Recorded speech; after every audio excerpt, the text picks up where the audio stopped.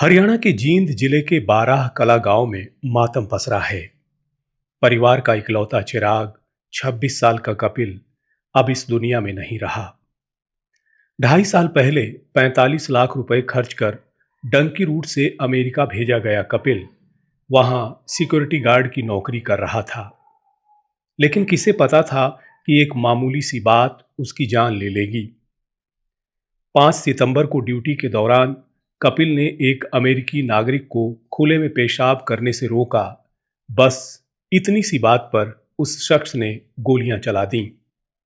लहूलुहान कपिल जमीन पर गिर पड़ा। लोगों ने अस्पताल पहुंचाया, लेकिन डॉक्टरों ने उसे मृत घोषित कर दिया।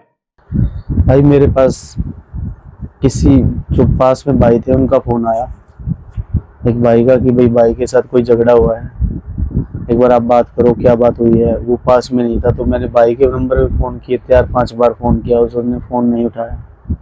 उसके बाद मेरे पास किसी दूसरे बंदे का नंबर था, उससे बात करने की कोशिश की, उससे बात हुई तो उसने बताया कि भाई ऐसे ऐसे ऑन ड्यूटी थे, तो वहाँ पर ऐसे गोली मार कर उसकी हत्या कर दी। इस बात के लिए झगड़ा हुआ सामने?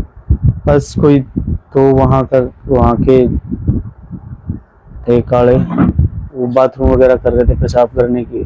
उसने मना किया, मना करने पर उन्होंने गोली चला दी। भाई की ऑन द स्पॉट डेथ हो गई। कितने साल पहले का? गांव का इकलौता बेटा, 2 बहनों का सहारा, माता पिता का वारिस आज एक लाश बन चुका है। परिवार की आंखों के आंसू थम नहीं रहे।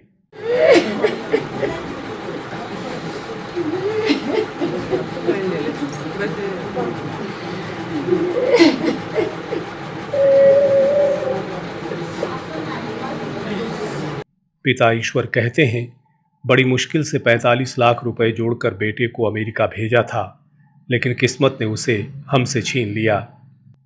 ताऊ के बेटे दीपक की भी आंखों में आंसू हैं। कहते हैं कपिल अकेला भाई था, अब परिवार पर दुखों का पहाड़ टूट पड़ा है। ये 2022 में गया था जी।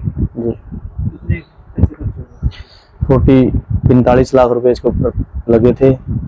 तब ब्याज से आप आपस में जैसे ब्याज पे उठा के पैसा लगा रखा है। अभी तो भाई ठीक ठाक ही सेटल था, ऐसी कोई बात नहीं थी। अभी तक तो वो भी नहीं पूरा हुआ लोगों का।